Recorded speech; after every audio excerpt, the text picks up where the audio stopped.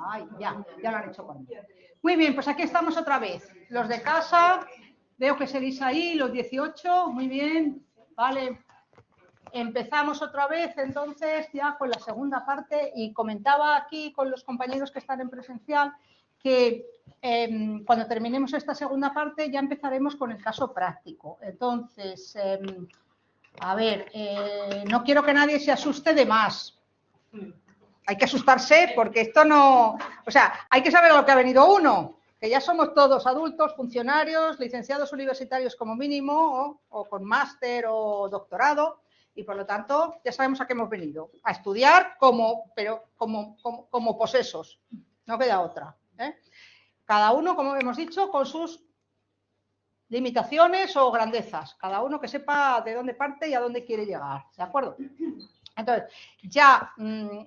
Cuando empecemos ahora los casos prácticos, vais a ver que los casos prácticos son más concretos, o sea, nos llegan más cerca porque hablan de situaciones de la vida cotidiana de cualquier centro, infantil, primaria, secundaria, bachillerato, FP, conservatorio, escuela oficial de idiomas. Es que, claro, nosotros somos especialistas de todo el sistema educativo, por lo tanto, pensad que puede salir de cualquier etapa, de cualquier enseñanza, de cualquier centro, y por lo tanto, pues hay que estar preparado para lo que a uno le caiga.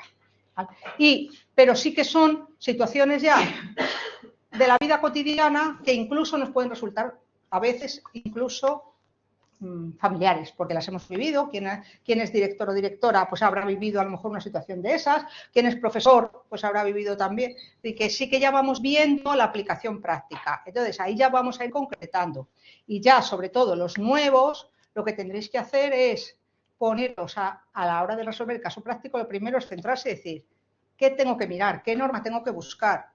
Por ahí es por donde debo empezar, ¿de acuerdo?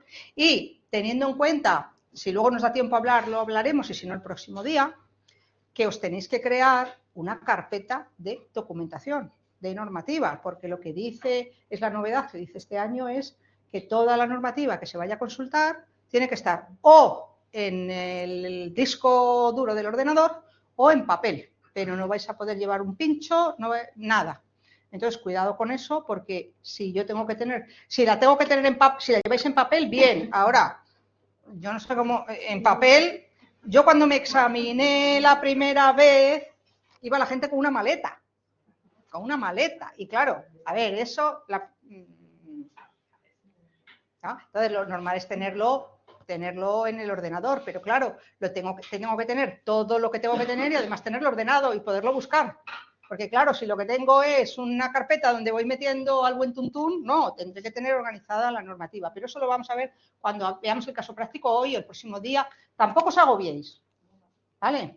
Poco a poco, poco a poco. El primer día es como si hubiéramos cambiado de planeta y de repente, ¿de qué me está hablando esta buena mujer? Pero bueno, poco a poco ya veréis cómo... Esto es lo que yo llamo, siempre los que ya me conocen lo saben, este es el efecto bola de nieve, ¿no? Bueno, y como ya habéis preparado al menos una oposición todos, porque al menos una oposición habéis aprobado, incluso dos, algunos seguramente, ¿no? Bueno, pues esto, una oposición, pues al principio el temario, o sea, es denso y se tarda mucho, pero según vas avanzando, pues cada vez sabes más, cada vez todo te suena más, todo está relacionado, lo que has aprendido en un tema te va a valer para otro. Bueno, pues son piezas de un puzzle que al principio están todas encima de la mesa y cada una por su lado, y poquito a poco pues las vamos encajando y al final, con un poco de suerte, tenemos el puzzle completo. Bueno, pero eso lleva tiempo y no hay que desesperarse, ¿vale? Al principio cuesta mucho los temas, porque es todo nuevo, porque es que no sabes de qué te están hablando, y luego ya pues te dicen, mira, sí, la programación general de la enseñanza, y pues mira, sí, eso lo decía la ley del artículo 27, bueno, pues ya te va sonando, bien, o sea que, take it easy. Muy bien, pues venga, Consejo Escolar de la Comunidad de Madrid. También este tema, esta parte voy a ir rápida porque es que hay poco que entender. O sea, este es un tema que es que entender, lo que se dice entender hay poco que entender, hay que estudiárselo y ya, ¿no?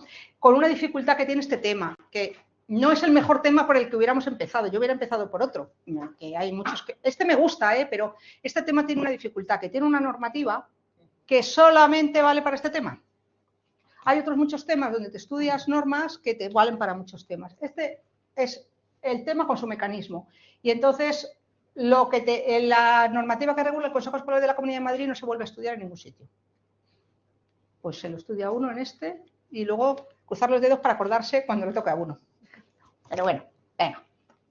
Venga, Consejo Escolar de la Comunidad de Madrid. Voy a ir rapidito, que quiero llegar al caso práctico. No porque vayamos hoy a hacer un caso práctico, sino porque vamos a hablar del caso práctico. El caso práctico lo vais a hacer en casa esta semana y la semana que viene os lo traéis hecho. Vale, bueno, pues igual que hemos dicho que recordáis, el Real Decreto que establece la estructura orgánica básica del Ministerio regula todos los órganos adscritos a ese ministerio, de manera equivalente, en la Comunidad de Madrid tenemos un decreto que es el que regula la estructura orgánica de la Consejería de Educación, Ciencia y Universidades. Consejería, repetid conmigo, Educación, Ciencia y Universidades. Es que se llama así, no se llama de otra manera. Que parece una tontería, pero no es ninguna tontería. Porque luego empezamos la Consejería de Educación y Juventud, la Consejería de... Porque como cada 2 años cambia de nombre... ¿Vale? Entonces, claro, la carta de presentación es estupenda. Si tú empiezas el tema diciendo la Consejería de Educación y Juventud, dicen, vale, vuelva usted cuando se lo haya aprendido, ¿no? Consejería de Educación, Ciencia y Universidades, es como se llama, ¿vale? Venga, su disposición adicional tercera precisamente dice que están adscritos a la Consejería de Educación, aunque os parezca mentira, todos esos órganos colegiados, todos esos. Algunos no sonarán ni nada, porque el Comité Echegaray, a que nadie le suena. Bueno, pues que sepáis que existe, que yo me lo he mirado y he visto... Porque hay muchos. El Comité Echegaray es de la universidad. Es que, claro, tened en cuenta que nuestra consejería tiene también universidades. ¿Ampliarlo un poquito? Yo creo que sí. Pero no os preocupéis, que ahora no me voy a entretener nada, pero sí, un poquito. A ver, nada, voy a cerrar esto, voy a cerrar el chat, que están hoy muy callados los del chat. Yo no sé si me están engañando. Venga, ahí. Vale. Bueno, entonces, de todo este mare magnum de órganos adscritos a la Consejería de Educación, veis que el primero es precisamente el Consejo Escolar de la Comunidad de Madrid. Debajo está el Observatorio para la Convivencia Escolar.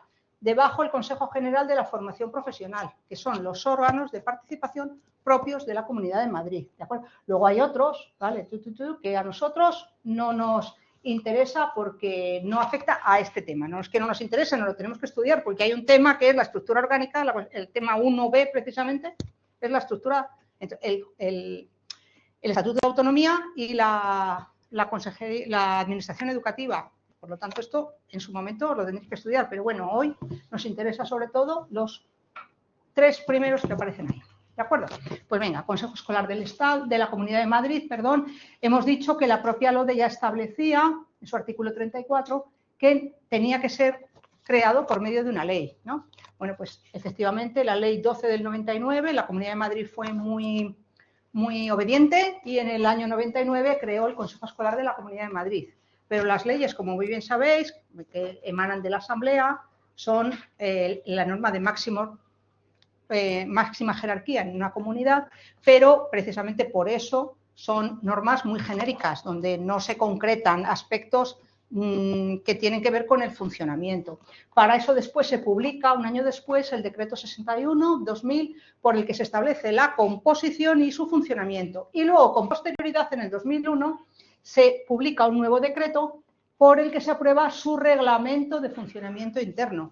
Por lo tanto, tenemos 3 normas que regulan el Consejo Escolar de la Comunidad de Madrid, ¿vale? La ley por la que se crea y después un decreto que establece composición y funcionamiento y otro reglamento de funcionamiento, ¿vale? Muy bien. Venga. Vamos allá. Venga. Bueno, pues tenéis ahí cuál es la composición del Consejo Escolar de la Comunidad de Madrid, la presidenta, porque es presidenta, ¿vale? Nombrada por el Consejo de Gobierno, ¿vale? Tiene una vicepresidencia y tiene una serie de vocales que los tenéis ahí correspondientes a los diferentes ámbitos, ¿vale? Hay representantes de profesorado, representantes de familia, representantes de alumnos, del personal de administración y servicios, titulares de centros concertados, titulares de centros privados, de los sindicatos, de las organizaciones empresariales, del Colegio de Doctores y Licenciados, de 5 representantes de la administración educativa en general, ¿vale? 5 de la administración local, 3 representantes de las universidades y 6 personalidades de reconocido prestigio. Esa es la composición, ¿de acuerdo? Cada estamento propone a sus representantes, ¿de acuerdo? Vale. Tiene una estructura en pequeñito similar a la del Consejo Escolar del Estado, ¿vale? Cuando os estudiéis la composición veréis que es más o menos. El Consejo Escolar del Estado tiene más representantes, o sea, hay más estamentos. Vale, la presidencia está nombrada por el Consejo de Gobierno de entre personas de reconocido prestigio. La actual presidenta, Pilar Ponce, fue la viceconsejera de Educación, anteriormente fue viceconsejera de Educación. Vale, está elegida, la vicepresidencia está elegida por el propio Consejo de entre sus miembros, ¿de acuerdo? Y ejerce pues lo que siempre ocurre con los vicepresidentes, las funciones que se le deleguen y sustituir a la presidencia en caso de ausencia. Y después tiene un secretario general, como todos los órganos colegiados, que es el responsable pues, de levantar actas y de llevar toda la documentación, que asume la responsabilidad de esos servicios administrativos y es nombrado entre funcionarios de la consejería con competencias de educación. No dice funcionarios docentes, dice funcionarios, no tiene por qué ser docente. Vale. De acuerdo con la ley de la Comunidad de Madrid, igual que ocurre con el Consejo Escolar del Estado, tiene que ser consultado preceptivamente, es decir, es obligatorio que en determinadas cuestiones se le consulte. ¿De acuerdo? Que son todas esas que tenéis ahí. La programación general de la enseñanza, ¿recordáis lo que hemos dicho? Los anteproyectos de ley o de disposiciones generales en materia de enseñanza no universitaria, las líneas generales de los convenios con corporaciones y otras instituciones, los criterios generales para la financiación del sistema educativo, los planes de renovación e innovación, las disposiciones dirigidas a mejorar la calidad de enseñanza y todas aquellas que le sean sometidas por el titular, la persona titular de la consejería. ¿De acuerdo? Bien. Esto es preceptivo, por lo tanto, no puede tomarse por parte de la Administración ninguna decisión relativa a estos aspectos que no haya sido consultada previamente al Consejo Escolar de la Comunidad de Madrid. Es el equivalente al Consejo Escolar del Estado. Muy bien. Vale. Funciona, como todos los órganos colegiados, en pleno, el pleno, y luego una comisión permanente, que es una estructura a pequeña escala de todos los estamentos, ¿vale? Tiene representantes de todos los estamentos, pero poquitos, porque para eso es una comisión permanente, ¿de acuerdo? Y la comisión permanente, a su vez, se puede organizar en diferentes comisiones que tienen que estar nombradas, que tienen que estar compuestas como máximo por 8 consejeros, que decide la propia comisión permanente. Y de estas comisiones, obligatoriamente tiene que estar, existe la comisión de estudios, la comisión de dictámenes, eso es obligatorio, y luego otras comisiones que se pueda decidir crear de manera autónoma. ¿Bien? Vale. Las funciones que tiene la comisión permanente: elaborar la memoria, decidir el número de comisiones, proponer al presidente, los consejeros para integrar las comisiones de trabajo. Lo que os he puesto en rojo es quizás lo más significativo. Elaborar informes sobre cualquier cuestión que se le consulte, ¿de acuerdo? El aprobar por mayoría de 2/3 las propuestas e informes, elaborar propuestas al Pleno, ¿va? Remitirla al Pleno las propuestas o sugerencias, incorporar en el proyecto de memoria los informes remitidos por los consejos escolares locales, si es que llegan, y dice en general cualquier otra competencia que le asigne el Pleno, ¿vale? Es decir, delega el Pleno, delega a la comisión permanente una serie de actuaciones que son de trámite, pero luego la aprobación de todos esos informes, dictámenes, se hace lógicamente en el Pleno. Vale. Vale. Venga. Además, igual que hace el Consejo Escolar del Estado el informe anual sobre el sistema educativo, el Consejo Escolar de la Comunidad de Madrid también, entre sus funciones, tiene la de elaborar anualmente una memoria, así como un informe sobre la situación de enseñanza de la Comunidad de Madrid. Tenéis ahí el último que se ha hecho, el informe 2024, tenéis ahí el enlace, os lo podéis descargar, es libre, es un PDF y tiene tropecientas mil páginas donde os podéis leer cuál es el informe que ha hecho el Consejo Escolar en su informe anual, ¿vale? No me entretengo, ahí lo tenéis. Bien, pero ahora nos vamos a otras formas de participación. Consejo de FP de la Comunidad de Madrid, vamos a verlo, pero muy rapidito. Vale. ¿Recordáis que estaba ahí en el decreto 248, adscrito a la consejería? Muy bien. Está creado por el decreto 35/2001, por el que se crea y se regula este Consejo General de la Formación Profesional en la Comunidad de Madrid, y luego hay una orden por la que se aprueba su reglamento de organización y funcionamiento. A diferencia del Consejo General de la Formación Profesional del Estado, el de ámbito estatal, que ya se ha modificado para introducir todas las novedades de la Ley Orgánica de Ordenación e Integración de la Formación Profesional. El de la Comunidad de Madrid, ¿o sorpresa? No. Entonces, todavía en su reglamento se establecen, o sea, no ha habido modificaciones, quiero decir, ¿de acuerdo? Ahí os he copiado, a ver si lo veréis en casa, ¿eh? Vale, esa es la estructura, o sea, la composición actual. Esto está descargado de la página web de la Consejería de Educación, os lo podéis descargar. Veis que ahora mismo la presidenta es la Consejería de Economía, Hacienda y Empleo, que es Rocío Albert López Ibor, que sabéis que fue la antigua viceconsejera en el anterior organigrama de la Consejería de Educación. Pasó de Educación a Empleo. Entonces, como veis, ahora le corresponde la presidencia.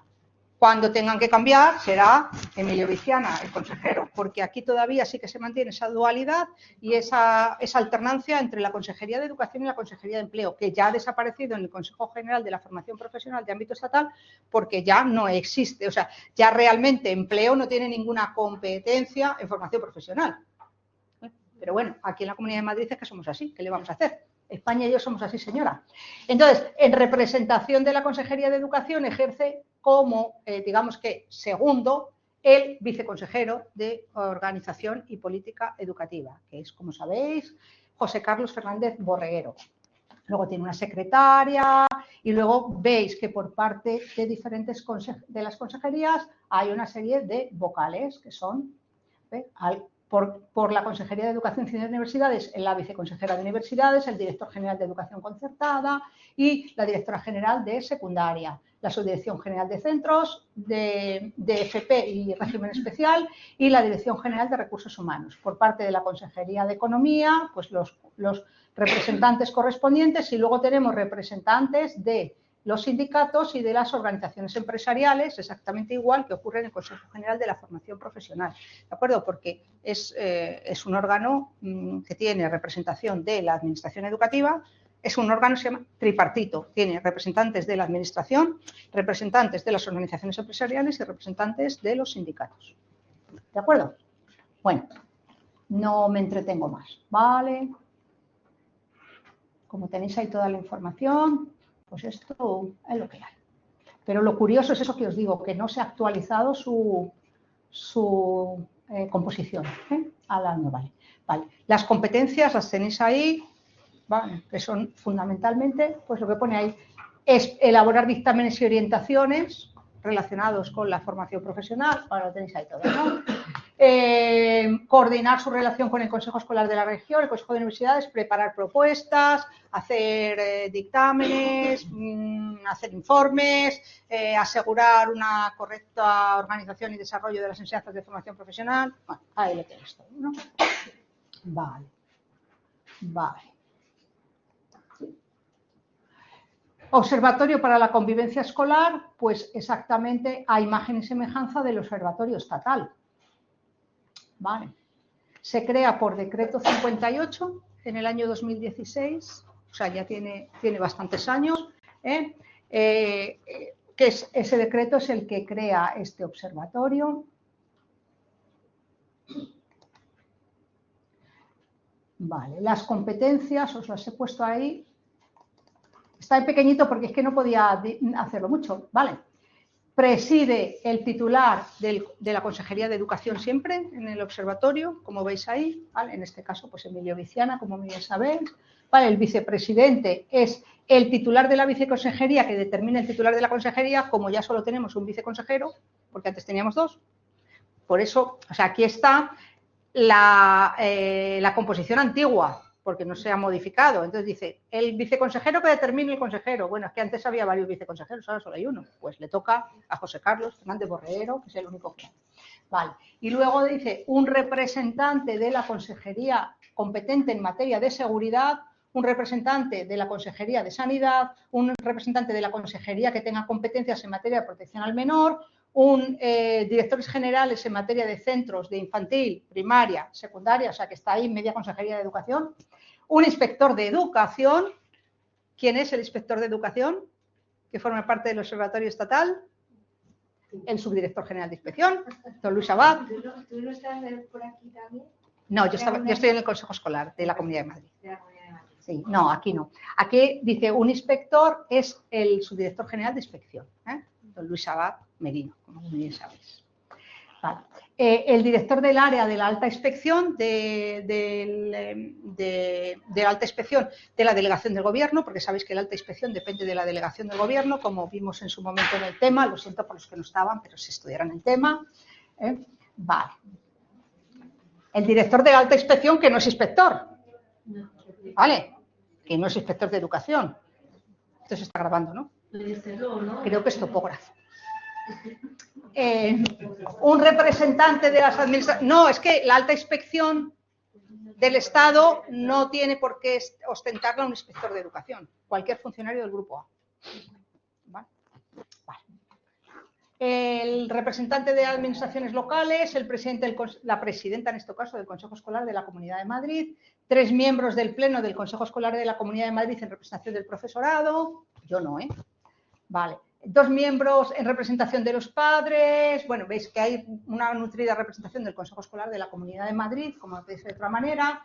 3 directores de centros docentes públicos, un experto de reconocido prestigio en materia de convivencia, un representante de una ONG, dedicada a la protección a la infancia, otra dedicada a la protección de la infancia con discapacidad, un representante de los medios de comunicación, un orientador escolar, un representante de las universidades y el director general competente en materia de juventud, que ya no existe porque la Consejería de Educación ya no tiene competencias en juventud. Bueno, esto como es del año... Vale, y ya está, esa es su composición. Vale. Como veis hay un batiburrillo bastante interesante. Batiburrillo en buen sentido, quiere decir que hay de todo un poco, ¿eh? Es el Observatorio Estatal de la Convivencia. Tiene una página, esa es la página web, esto está... Os lo he copiado ahí de la página web. Y bueno, pues nada, órgano de deliberación, asesoramiento y participación. Podéis poner Observatorio de la Convivencia Comunidad de Madrid y está bastante bien la página web. Su finalidad es contribuir a la mejora del clima escolar, ¿vale? Favoreciendo la convivencia, fomentando, bueno, os lo podéis imaginar, ¿de acuerdo? Se reunirá, ahora importante, se reunirá al menos 2 veces al año con carácter ordinario y cuantas veces se considere sea convocado por su presidente. Y el observatorio funcionará como siempre en pleno, no tiene comisión de permanente, tiene comisiones de trabajo, eso sí, ¿no? No tiene comisión permanente. Vale, y luego, particularidad que tiene el observatorio, bueno, yo creo que es una particularidad, es que en sus comisiones pueden participar invitados externos, ¿vale? Que por razones técnicas se considere que pueden aportar algo a esa comisión. Vale. Venga, seguimos.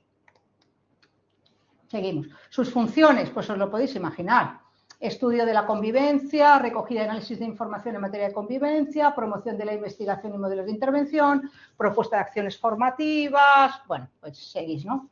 Análisis y propuesta de actuación de la normativa, impulso de actuaciones para mejorar la convivencia, coordinación interinstitucional, puesto que allí hay representantes de muchas consejerías y de muchos ámbitos de la administración, y fundamentalmente la elaboración de una memoria anual que era pública, igual que el Consejo Escolar del Estado hace la suya, el Consejo Escolar de la Comunidad de Madrid hace la suya, pues el Consejo General de la Formación Profesional hace la suya, pues el Observatorio de la Convivencia de la Comunidad de Madrid también hace una memoria anual. ¿Vale? ¿De acuerdo? Bien. Venga, estáis muy aburridos. Venga, ahí tenéis, esa es la memoria, la última memoria que se ha publicado. También está en la página web, o sea, entráis en la página web del observatorio.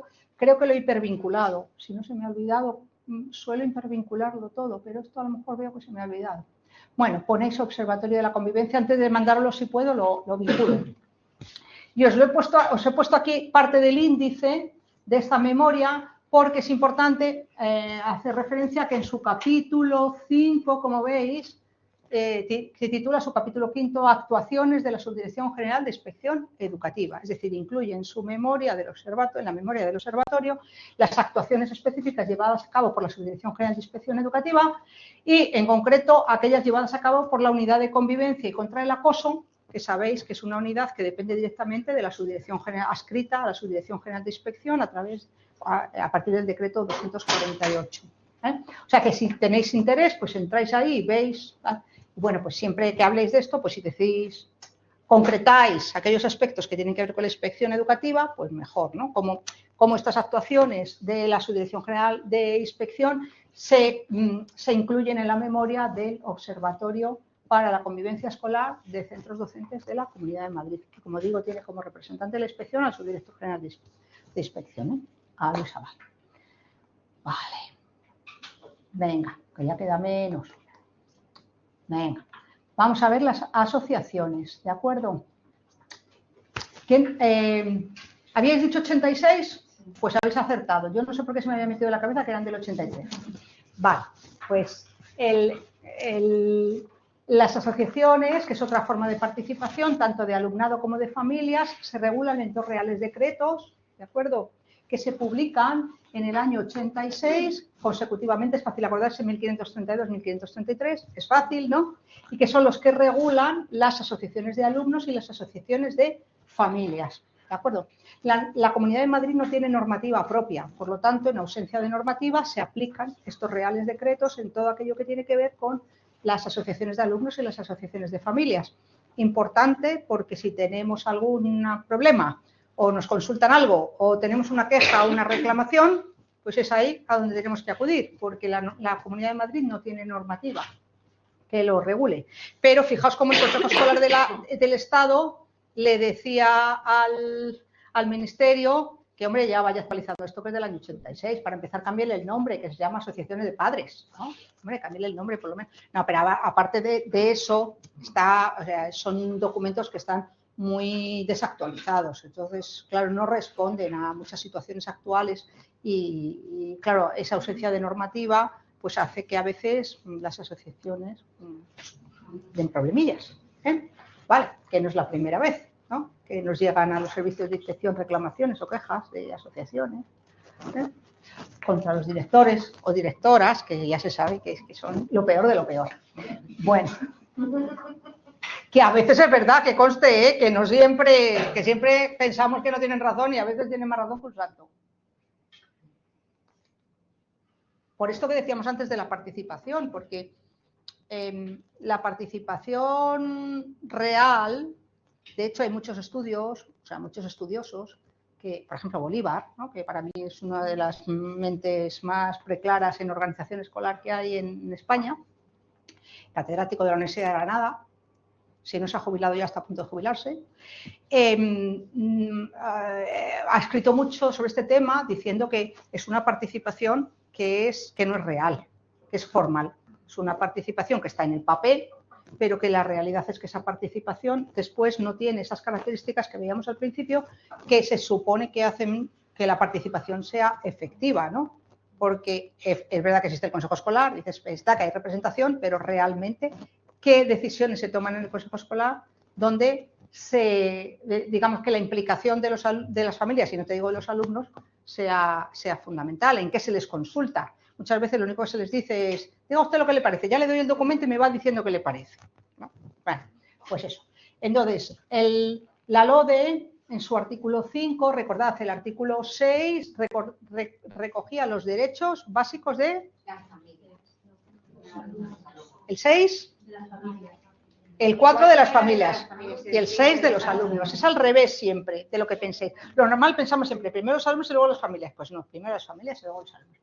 Vale, entonces el artículo 5, el 4 regula los derechos básicos, ¿no? Y el 5 dice los padres de alumnos, madres no debía existir en ese momento, ni alumnas, tienen garantizada la libertad de asociación en el ámbito educativo, garantizada su libertad, y dice, con la finalidad de promover la participación en la gestión del centro. Y después, en ese mismo artículo 5, pero es que no me cabía todo junto, dice, en cada centro docente podrán existir asociaciones de padres integradas por los padres o tutores. Podrán utilizar los locales de los centros docentes. Hay reclamaciones de esto, que no es ninguna tontería, ¿eh? Pues digo, si os sale una reclamación, que sepáis que donde se regula es en la LODE. Que luego se vuelve uno loco buscando, ¿dónde se regula esto? En la LODE. Vale. Podrán utilizar los locales de los centros para la realización de actividades que les son propias. Claro, el problema es que lo que son actividades propias o no, a veces no está tan claro y el Real Decreto tampoco está muy desactualizado.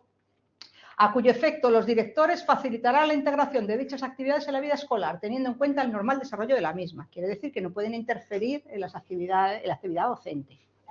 Bien, las administraciones favorecerán el ejercicio del derecho de asociación, ¿vale? Y dice, reglamentariamente se establecerán, cuando en una norma dice reglamentariamente se establecerán, ¿qué quiere decir? Que, bueno, a ver, si es un real decreto, o sea, perdón, la LODE efectivamente dice reglamentariamente se desarrollará, publique usted una norma de carácter reglamentario que lo desarrolle. Y entonces el gobierno fue muy rápido y efectivamente un año después publicó el Real Decreto 1533. ¿Va? Por lo tanto, el derecho a crear asociaciones está regulado en la LODE, las normas que regulan las asociaciones están reguladas reglamentariamente en ese Real Decreto. ¿Vale? Lo digo porque si tenéis una reclamación, o sale en un caso práctico, ¿no? Un AMPA que se queja de que la dirección no la deja reunirse, no le deja ningún local porque dice que se siente mucho, pero que allí está todo ocupado por los niños y que hasta en la biblioteca hay clase. Esto es un caso real, servidora, la ha tenido, quiero decir. No me deja ningún local, le preguntas a la directora, si es que hasta los niños tengo en la biblioteca, pues te buscas la vida. Pero ellos tienen ese derecho. Pero siempre dice sin interferir las actividades, es decir, lo que no puede hacerse es ceder locales que impidan que se desarrollen otras actividades o en horario que no sea que interfiera la actividad escolar. Pero es obligatorio que los directores cedan, porque lo dice la LODE. ¿Vale? Vale. Y luego las asociaciones están reguladas por ese Real Decreto. Y de manera equivalente ocurre lo mismo con los alumnos. ¿Recordáis? Decíamos, el artículo 6 regula los derechos básicos de los alumnos y el 7 regula el derecho de asociación de los alumnos. Igual que el 5 regula el derecho de asociación de las familias. 4 derechos básicos de las familias, 5 derechos de asociación, 6 derechos básicos de los alumnos, 7 derechos de asociación de los alumnos. Y entonces dice, los alumnos podrán asociarse en función de su edad, creando organizaciones de acuerdo con lo que la ley y las normas establezcan. Finalidad, promover la participación de los alumnos. Muy bien, pues se publica el Real Decreto. Y aquí os he puesto el artículo 8 porque es otro artículo que a mí muchas veces, muchos directores y directoras me han llamado siempre. ¿Y dónde se regula eso, por Dios? Pues en la LODE. Vamos a ver, la LODE regula el derecho de huelga de los alumnos. Lo regula, ¿eh? Dice, se garantiza el derecho de reunión de profesores, personal de administración y servicios, padres de alumnos y alumnos. Derecho de reunión. ¿Vale? O sea, si los alumnos piden reunirse, está garantizado ese derecho. ¿Vale? Y el director o directora les tiene que facilitar. Y las familias lo mismo. Y los profesores lo mismo. Cuando un delegado sindical llega a un centro, claro, que estaría bajo esa idea, ¿no? Sí, y la ley de la libertad sindical. Claro, sí, claro que sí. Sí. Bueno, pues con esto también hay problemas, ¿no? Claro. No será la primera vez que se recibe una denuncia de que no se ha dejado entrar a un representante sindical en un centro. Y dice, oye, ¿quién es usted para hacer eso? Si está la ley de libertad sindical. Para empezar, y luego la LODE lo establece. Vale. Dice, y ahora es donde viene lo del derecho de huelga, que siempre llaman, preguntando a los directores, cuando hay convocada huelga del sindicato de estudiantes, ¿dónde pone lo de la huelga? Pues aquí, artículo 8 de la LODE. A fin de estimular el ejercicio efectivo de la participación y facilitar su derecho de reunión, los centros educativos establecerán, al elaborar sus normas de organización y funcionamiento, por lo tanto, normas de organización y funcionamiento, las condiciones en las que sus alumnos puedan ejercer ese derecho. Estamos hablando del derecho de reunión. Es decir, en las normas de organización y funcionamiento, el centro tiene que tener establecido cuáles son esas normas, dónde se van a reunir, con qué condiciones, en qué locales, en qué horario, quién lo puede solicitar. Eso cada centro lo tiene que regular porque eso no está regulado. Bien, ¿y eso es solo de los alumnos y no de las familias? O sea, si por ejemplo a mí me piden las familias del centro reunirse... Mira, yo a todos mis directores y directoras les digo, todo lo que tengas que regular a tus normas de organización y funcionamiento. Claro, lo que pasa es que ya voy por 160 páginas. Ah, claro. Es que lo tienes que regular porque si no está regulado tenemos un problema. Claro. Vale. Yo creo que no todos los centros tienen esto. Ah, no, claro que no lo tienen. Pero es como todo, nunca hay problema hasta que lo hay. Me dicen, pues llevamos así toda la vida y nunca ha habido ningún problema. Hasta ahora. nos ha dado la circunstancia de que las familias querían hablar y por eso se ha dejado. Ya. Pero sin una, digamos, estructura... Sí, ¿por qué hay que tenerlo en las normas de organización y funcionamiento? Porque eso da seguridad jurídica, ¿no? Y si tú deniegas un derecho, tienes que motivarlo. La administración nunca puede denegar un derecho sin motivarlo. Entonces, si a ti te solicitan algo y tú se lo deniegas, tienes que explicar por qué se lo deniegas. ¿Y por qué se lo deniegas? Si no está regulado en ningún sitio, ni tú lo tienes en tus normas. Es que cuando hay un vacío es cuando tenemos el problema. Porque si tú se lo concedes no hay ningún problema. El problema es cuando tú se lo deniegas. Y automáticamente reclamación al canto, encima de la mesa del inspector. Haga usted informe y a ver qué dices. Pues esto, no puedes decir otra cosa. Con relaciones, te voy a preguntar otra cosa que sí. no es exactamente de lo que... Bueno, esto es caso práctico. práctico. Tiene que ver con la diapositiva anterior del AMPA y sí. ese decreto. Sí, local, el Real Decreto. Cuando el AMPA solicita sí. utilizar las instalaciones del sí. centro fuera del horario habitual sí. en el que tenemos las actividades escolares, sí. yo... Pero ¿utilizar para qué? ¿Para sus reuniones? Para actividad propia. ¿O para actividades, para actividades extraescolares, te refieres? No, digamos que sería algo... Sus reuniones, especial, una reunión... No, sería algo especial con el alumnado que... Sí. Que se sale de la actividades con el alumnado. Es que lo repito para que los que están en casa lo oigan, porque si no, no lo oyen. Yo no sé si lo hago bien, pero lo aprendí a hacer así. Pido permiso al ayuntamiento. Bueno, es que hay una norma en la Comunidad de Madrid que regula... ahí hay una gotera. Que regula el uso de instalaciones.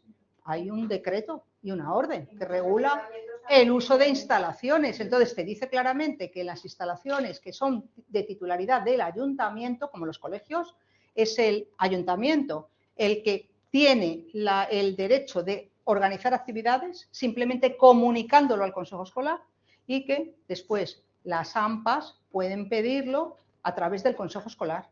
Nosotros hemos hecho un documento de uso de instalaciones. Claro. De acuerdo con el decreto, la norma de Madrid y de nuestro propio ayuntamiento. Y lo aprobamos en el consejo escolar. Y eso sí lo suelen tener los centros. Sí. A ver, Soyan, el derecho de huelga convocada por el sindicato del derecho de reunión, ¿entiendes? Claro, es diferente. El derecho de reunión es un derecho que tienen los alumnos a reunirse durante la jornada lectiva, ¿vale?, en unas determinadas condiciones. El derecho de huelga es otro derecho. Por eso el artículo 8 tiene dos partes. Primero te habla de la participación, que es lo que hemos leído ahora, y luego termina. En los términos que establezcan las administraciones educativas, no está regulado. Las decisiones colectivas que adopte el alumnado es un eufemismo para decir convocatorias de huelga. A partir del tercer curso de secundaria, por lo tanto, ¿qué interpretamos? Que primer segundo no. No tienen derecho de huelga reconocido. ¿Vale?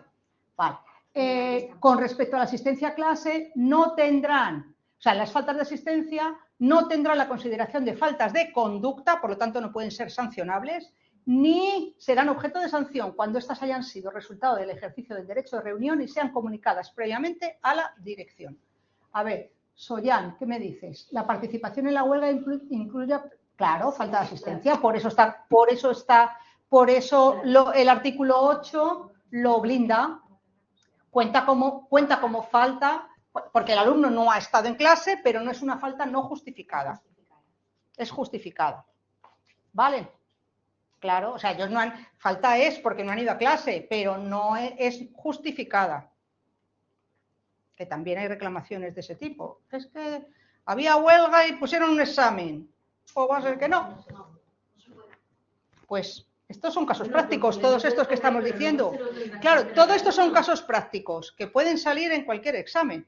Este tipo de cosas. Un examen a un alumno no lo puede hacer. Claro. Se deriva para él un perjuicio. Eso es. Proporcionado. Sí. Huelga, claro, que está reconocido. A la evaluación continua. Claro. Por lo tanto, si pones un examen que puedes hacer, porque el profesor puede poner el examen este día. La no asistencia del alumno al examen no tiene ninguna consecuencia. Efectivamente. Claro. Eso es. Pues todo esto son casos prácticos. Fijaos si el tema da para estas cosas. Es verdad que nos parece que son cosas así, muy teóricas, pero luego sí que es verdad que hay... Lo que no podría exigir el alumno es que se le repita la clase si han dado materia, porque la asume lo que ha perdido de clase. Claro, claro. Pero su falta es justificada y no se puede sancionar, no se le puede sancionar. Una falta disciplinaria. Eso es, no es una falta de asistencia que el decreto 32 lo establece como una de las posibles conductas susceptibles de... Aquí lo que suelen tener a veces dudas los centros es Sí. si, como dice que es resultado del derecho de reunión. Tiene que ser centro a centro, Ya. o si una organización que es representativa... Si hay una convocatoria oficial hecha por una organización representativa, se acaba. Yo lo tengo claro, pero claro. Que, como no es Sí. Claro, pero esto ampara también, o sea, ampara las dos situaciones. Ampara una situación en la que hay una convocatoria oficial de una organización que ha comunicado en los términos... Que es representativa. Claro, pero también ampara el derecho que tienen los alumnos a reunirse, a decidir en un centro concreto por una determinada situación, que convocar una huelga, te lo dice aquí. ¿Vale? O sea, que cuidado con eso, que no solamente... Vale, pues ahora eso es muy poco habitual, pero antes era bastante más habitual. Pues que aquí nos imponen sanciones por todo, pues sentada en el recreo y no se va a clase a cuarta hora. Pues sí, efectivamente, establece unas condiciones, ¿no? Que haya sido adoptada formalmente y que haya sido comunicada a la dirección del centro, pero ampara el derecho de huelga de los alumnos. ¿De acuerdo? Informar a la dirección del centro. ¿Perdón? No tienen que informar a la dirección del centro si es convocada por un organismo o el que sea. Aquí no tienen que informar, solo si son ellos los que deciden por algún motivo. Yo entiendo que sí. Se tiene que informar a la dirección del centro. ¿No? A ver, yo entiendo que sí por lo siguiente, porque nadie tiene obligación de avisar de que va a hacer huelga. ¿Tú como profesor tienes obligación de decirle a tu jefe que vas a hacer huelga? ¿Hay convocado una huelga? Estás amparado por esa convocatoria. Por lo tanto, tú te sumas a una convocatoria oficial. Yo entiendo que no es obligatorio. Es decir, que en ningún caso se te puede exigir individualmente que tú le digas al director, yo voy a hacer huelga. No, tú no vas a clase, y entonces tú, cuando tengas que justificar esa falta, dices, yo estaba de huelga y se ha acabado. Y es una falta justificada. Porque te acoges a un derecho que tienes. Claro, efectivamente. Entonces, primero y segundo de la ESO, por ejemplo, no pueden. No. Y de ninguna manera primaria. Es un caso real. A ver, sí, claro. A ver, en primaria no. A ver, quiero decir, no está regulado. Pero entendemos que si en primero y segundo no se admite, pues en primaria. A ver, lo que sí que es cierto. Claro, lo que sí que es cierto es que, bueno, a ver, esto es como todo, ¿no? O sea, ya depende de cómo se gestione la convivencia en el centro. Pues si hay una huelga, o sea, quiero decir, no creo que se sumen a una huelga del sindicato de estudiantes, ¿no? Una sentada porque es que no están de acuerdo con... Claro, bueno, pero eso habrá que gestionarlo de otra manera. Porque, claro, porque se había suspendido la excursión y entonces se hicieron una sentada en el recreo. ¿Eh? Y eso es un caso real, ¿no? ¿Qué te pasó a ti? Sí. Era yo docente. Sí. Les habían suspendido una excursión o una actividad, ¿no? No sé qué hacer Halloween. Bueno, pero a ver, pero yo os digo una cosa, y eso no forma parte de la competencia social y ciudadana, lo digo en serio. O sea, es decir, no digo hacer eso, pero digo el tratamiento que se haga en el centro de eso. No se van a disfrazar. Claro. Bueno, es una manera de manifestar tu desacuerdo, pero habrá que enseñarles que hay maneras de manifestar el desacuerdo y procedimientos, ¿no? Pero no, bueno, yo no sancionaría por eso, pero bueno, es gracioso, me hace gracia eso. Pero claro, de repente no subían a clase. Claro, en el recreo, ¿no? De cuarto de primaria. Niños de cuarto de primaria, que no había Halloween. Es que claro, eso contraviene los derechos del alumno. ¿No? Hombre, claro, si no hay Halloween, madre mía. Bueno, pues con esto terminamos. Terminamos esta fase, ¿vale? O sea que habéis visto que incluso temas que parecen muy abstrusos y muy teóricos, luego sí que tienen repercusiones. Y, por ejemplo, de verdad, esto del artículo 8, yo estoy aburrida en buen sentido, de decírselo a las direcciones, porque como no hay ninguna normativa de la Comunidad de Madrid que lo regule, me dicen, me suena que eso está regulado en algún sitio, y claro, para eso llega la inspección, nos ponemos la capa de Superman y decimos, tú no te preocupes que yo te lo busco, ¿no? Bueno, pues mira, ya está, el artículo 8 de la LODE. Los concertados también pueden tenerlo en sus normas de organización y funcionamiento. Claro, sí, claro. Esto no está referido a los centros públicos. El derecho de huelga es otra cosa que no se conoce. Esto es de aplicación a todos los centros, no está... Los privados también, entonces. El derecho de huelga de los alumnos está recogido. No creo que esto pase también en los derechos de los alumnos en el decreto 32. Luego, en el decreto 32, efectivamente, la Comunidad de Madrid, pues, que ya es un decreto bastante más moderno, sí que efectivamente lo ha reconocido entre los derechos de los alumnos, ¿de acuerdo? Pero hasta que no se publicó el decreto 32 no había nada. Entonces sí que existe, se ha recogido efectivamente, gracias Raúl, en el decreto 32. ¿Vale? Bien. ¿Vale? Se podría hablar también cuando se habla de participación. Cuando se habla de... En el tema, ¿quieres decir? Sí. En el tema, en este o en otros. Sí. Como una obligación también de los padres de... Sí, claro, sí, claro. Claro, porque la participación es un derecho, pero una obligación también. Otra cosa es que después se den las condiciones que lo permitan. A ver qué dice María. Tengo dudas sobre el derecho de reunión de los profesores. Si se quiere reunir el director, les ha de dejar. No está acotada la temática. A ver, María. Es que, claro, haces una pregunta tan genérica. ¿El derecho de reunión de los profesores existe? Claro que existe. ¿Cómo no va a existir? ¿De acuerdo? Acotada la temática. Pues a ver, yo creo que ahí estás confundiendo con las competencias del claustro. Es que este es otro problema que ocurre a veces y que también es de caso práctico. Si a veces se confunde lo que es el derecho de reunión del profesorado con las competencias del claustro. Entonces, no es la primera vez que los profesores dicen, pues yo quiero que en el claustro se hable de, yo qué sé, de lo que no es, ¿no? Y eso no es una competencia del claustro. Por lo tanto, si los profesores se reúnen para quejarse del director, hombre, a ver, es que, claro, pero eso para eso está la cafetería, hombre, para eso está la cafetería o la sala de profesores, ¿no? Claro, hombre. A ver, María, pero es que, claro, es que esto me sirve para decir que las cosas no son blancas y negras, nunca, ¿no? Y que la labor de la inspección es muy difícil a veces, porque a veces...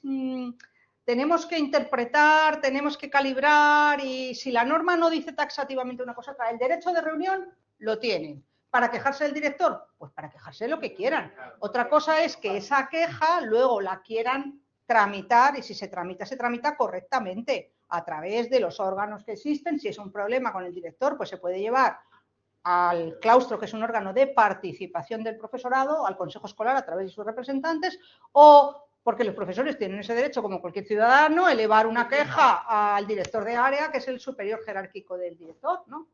Claro. Es que no sé si te he contestado, María. Que, por cierto, esto me sirve para recordar, para hacer una pregunta y para recordar una cosa.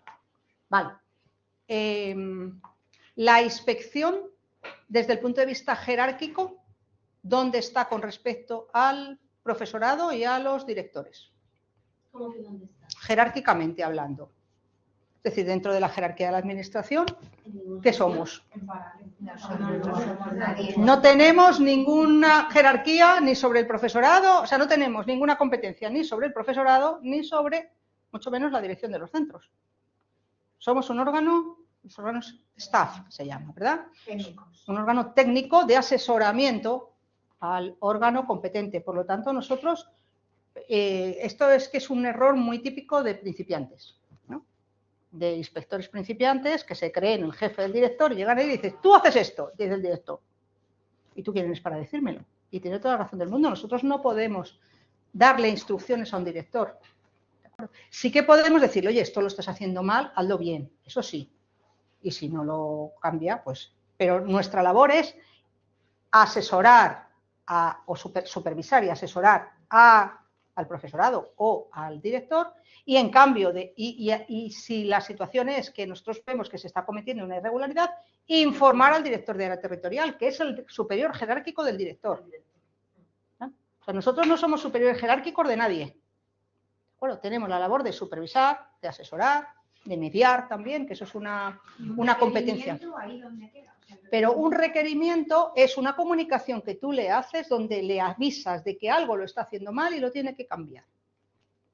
¿Vale? O sea, usted en sus horarios tiene mal esto. Pues entonces le dices, oye, si quieres, se lo pones, el requerimiento es una cosa, es un instrumento administrativo que es intenso. O sea, no penséis, claro, es que la inspección parece, cuando tú lees los papeles, parece que nosotros vamos por el mundo haciendo requerimientos y levantando actas. No. O sea, lo normal es que descuelgues el teléfono y le digas, vale, yo el otro día, para que veáis un ejemplo, me llama un profesor y me dice, soy profesor de un centro mío, ¿no? Con destino definitivo. Me he pedido una reducción de jornada de 2/3 por guarda legal. Y me han entregado un horario que tengo 14 horas. ¿Eso es legal o no? Y le digo, pues no. Dice, ¿qué hago? Digo, no se preocupe, que ya voy a hablar yo con el director. Y entonces tú levantas el teléfono, llamas al director y dices, oye, que no puede tener 14, que como máximo puede tener 13. ¿Por qué? Se lo explicas. Y ya está. Y entonces, ese es el requerimiento normalmente. Lo normal es que el director agache las orejas y diga, si lo dice la señora inspectora. No, realmente estás mediando. Claro. Eso para mí es mediar. Es supervisar, asesorar, porque cuando tú se lo dices al director te dice, pero los 2/3 de jornada no eran 14 horas. Sí, pero los 2/3 de jornada parcial. Los 2/3 de jornada, de reducción de jornada, teniendo en cuenta que son 19 horas porque se ha firmado un acuerdo sindical, no son 14, son 12 o 13. No, claro, y ya está. Y entonces eso forma parte también de nuestro asesoramiento. ¿Cuándo hacemos un requerimiento? Cuando detectamos que hay una irregularidad, lo hemos avisado de buena fe y con buen talante, porque además somos inspectores y inspectoras modernos y muy guays, y no nos han hecho caso, pues entonces le dices una de dos, o se lo digo al director de área o le haces un requerimiento formal. El requerimiento no pasa por el director de área, es algo entre la inspectora y el centro. Por ejemplo, imagínate que el centro no ha subido a raíces el DOC, ¿no? Y entonces tú le llamas y le dices, oye, que es que se ha pasado el plazo, que ya estamos a día 1 de noviembre, no ha subido el DOC. Dice, mira, o lo subes o lo subes. Y si en 2 días no está subido, te hago un requerimiento. Y entonces, el requerimiento por escrito, pues es, digamos que, el primer paso para que la cosa escale. Bueno, también se puede hacer otra cosa, es, vale, pues no lo subes, pues yo le informo al director de área. Esa es otra opción. Es decir, no siempre las cosas son blancas o negras, o sea que luego también el funcionamiento puede variar, normalmente siempre actuamos de buena fe y siempre actuamos de manera colaboradora y no vamos por el mundo pisando ninguna cabeza, todo lo contrario, ¿no? Pero diciendo, oye, que esto lo estás haciendo mal, hazlo bien, ¿vale? ¿Se podía hacer un requerimiento? Sí, pero ¿qué sentido tiene? Si levantas el teléfono y dices, oye, que os habéis confundido, sí, pues es verdad, vale, pues ya está, pues se lo cambias. Y hoy que he ido al centro a otra cosa, ¿se lo habéis cambiado? Sí, se ha acabado, ya está, solucionado. ¿Bien? ¿Vale? ¿Está claro? Bien. ¿Alguna duda más? ¿Ninguna? Ya vale por hoy, ¿no? Que se calle esta señora, por Dios. Bueno, vale, pues venga. Entonces, con esto hemos cerrado la parte, digamos, del tema.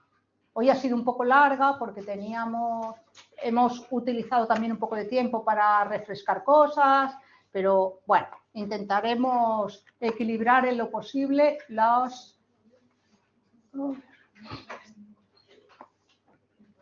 los tiempos, quiero decir. Ay, qué tonta, perdonadme.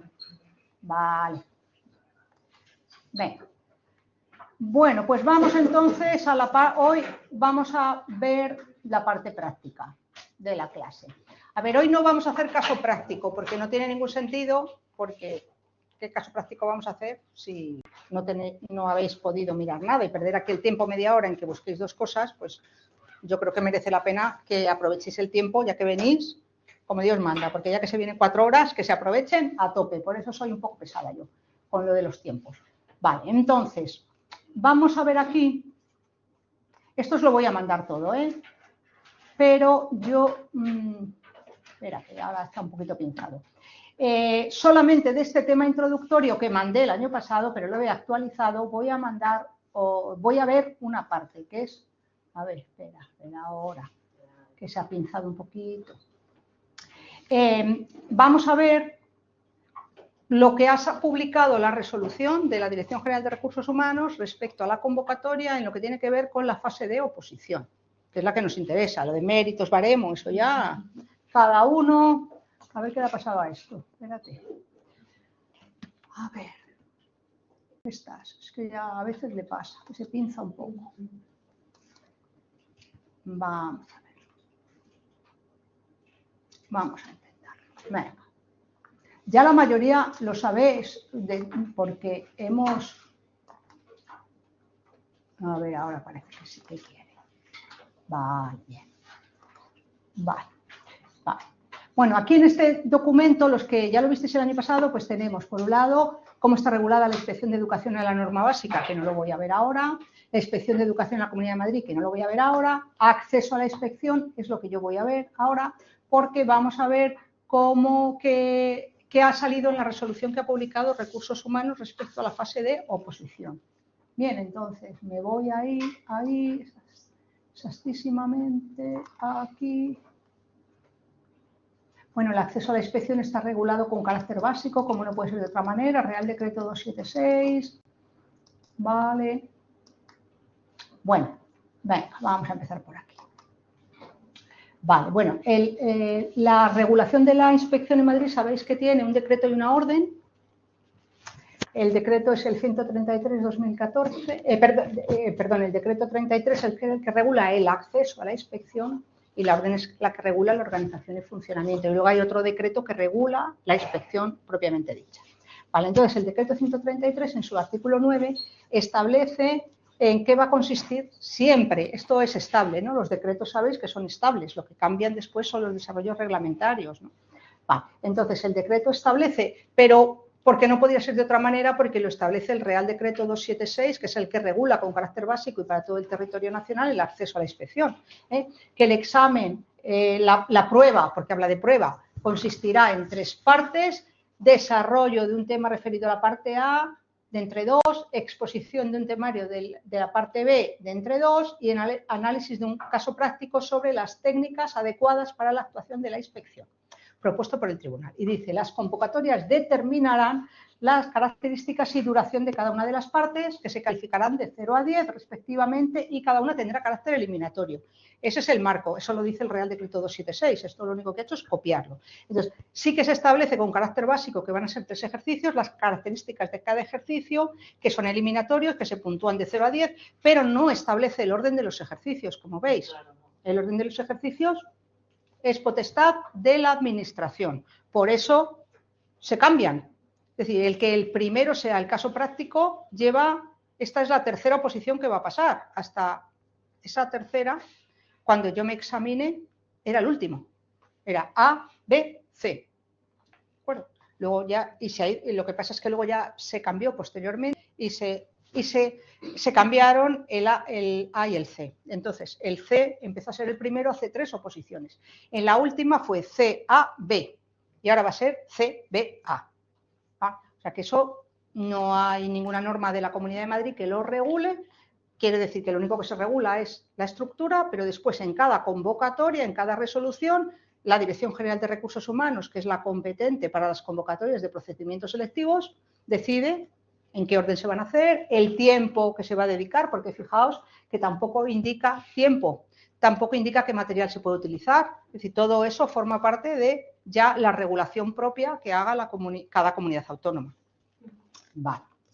Entonces, si seguimos, vale, nuestra convocatoria, es que me da toda la luz. Ahí tenéis, por si acaso, hombre, me imagino que todos lo sabéis, ¿no?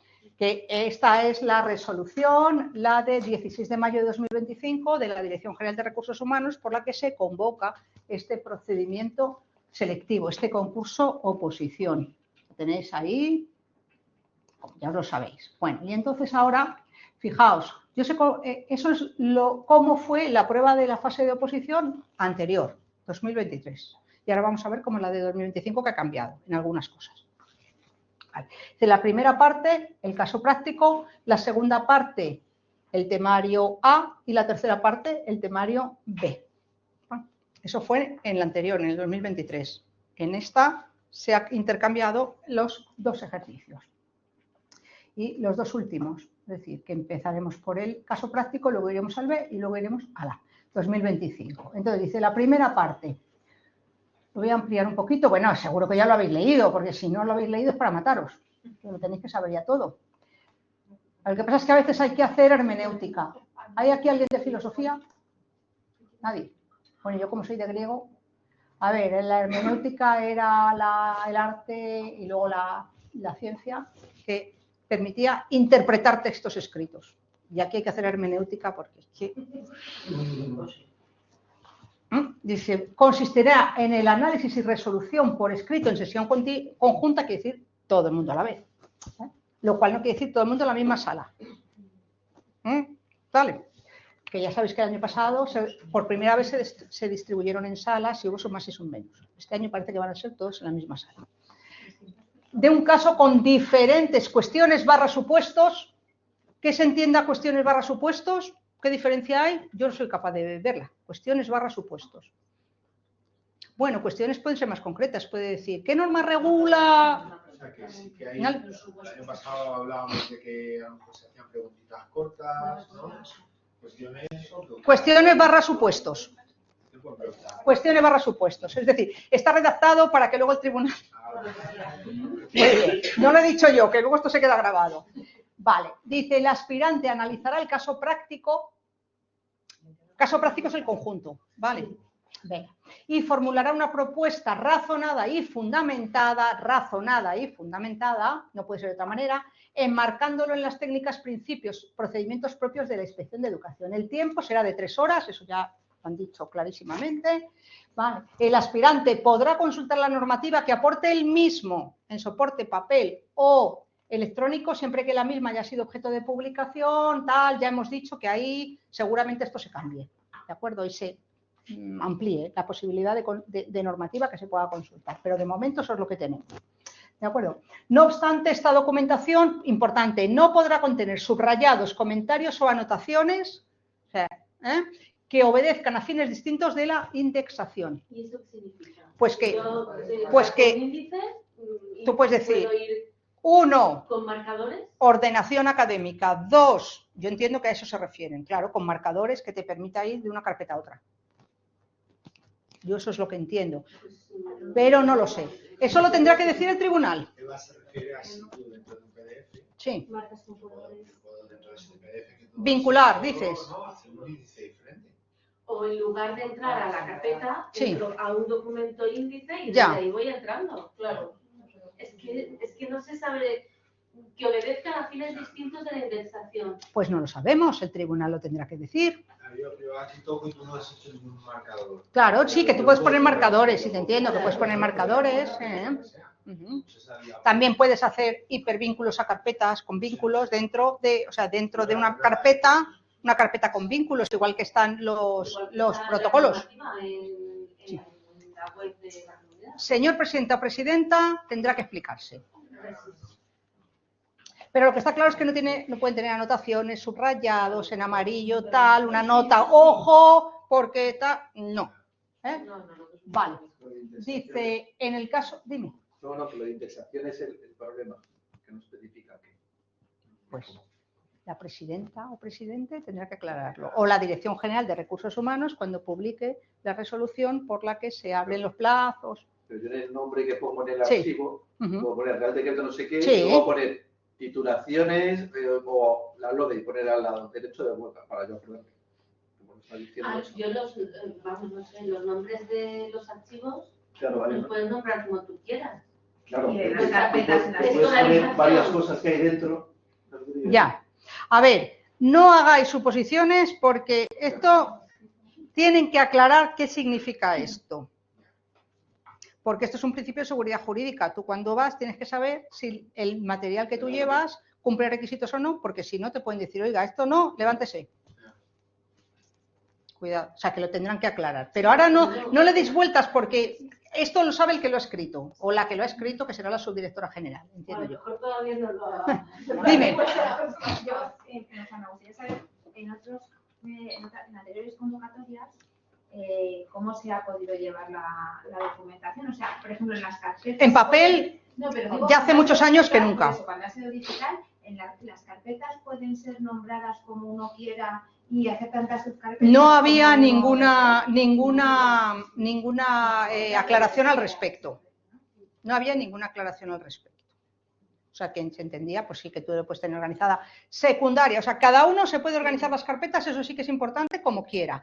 Pero las tenéis que organizar de manera que para vosotros sean claras y os permitan ir rápidamente. Es decir, que si lo organizáis por etapas, imagínate, secundaria, pues que yo sepa que ahí tengo todo lo de secundaria y lo tengo organizado por temas, ¿no? Ordenación académica, organización y funcionamiento, no sé, cada una y cada uno lo que les sirva para localizar fácilmente la documentación.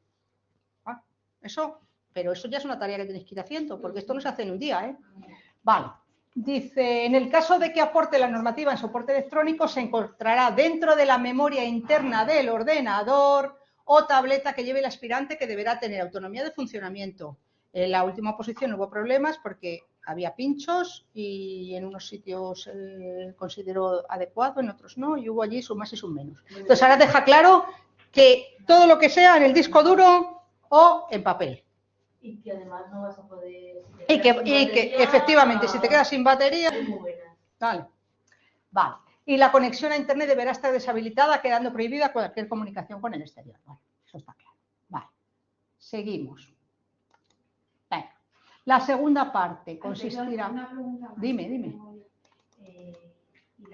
Como no dice cuánto tiempo, ¿no? 3 horas. No, pero quiero decir el tiempo en el que puedes consultar. Todo el tiempo. Todo el tiempo. Todo el tiempo el examen, lo dice. Lo dice, ¿eh? Segunda parte, consistirá en la exposición oral de un tema elegido por el aspirante de entre 2 en sesión pública. Vale. El tiempo para el desarrollo será de 1 hora y 15 minutos, atendiendo a la siguiente distribución. 15 minutos para la preparación de un guión, que será entregado al tribunal al finalizar. Para la elaboración del guión, el aspirante podrá utilizar material de apoyo en soporte papel o electrónico. En el caso de optar por el soporte electrónico, lo mismo, ¿no? No puede haber internet. Queda prohibida la comunicación con el exterior, tal. Y luego, 45 minutos para la exposición y 15 minutos para el debate las preguntas que pueda hacer el tribunal. O sea, 45 minutos de exposición. Eso es lo que se tiene que quedar en la cabeza. 45 minutos de exposición. Vale. Tampoco pone que haya que hacer el guión a mano, quiero decir. Sí. Lo tienes que hacer in situ. Y se lo tienes que entregar. Lo que pasa es que tú puedes llevar el guión, en ningún sitio dice que no puedas llevar el guión en tu documentación. Sí, pero ¿pone que lo tienes que hacer mal? Bueno, es que tú no puedes imprimir allí. Claro, es que es un impresor. O sea, No, te puedes llevar, te lo está diciendo. Claro, un portátil. Olvídate. No sé, aquí no se innova, en las oposiciones no se innova. La innovación para la Dirección General de Calidad de la Enseñanza. Y la tercera parte, el desarrollo de un tema referido a la parte A, 3 horas. En mi oposición fue de 4. Y eran los mismos temas. O sea que hay que reducir. Va. Y ahora... Rosa. Dime. Que no sé si pasó en otras convocatorias. El hecho de, en el caso particular, el tema B. La exposición oral. Sí. Dice que el tribunal podrá. Creo que en otras convocatorias ponía formular, o sea, como que obligaba al tribunal a hacer. Podrá. Aquí podrá. El tribunal dice no hay preguntas y ya está. No hay preguntas.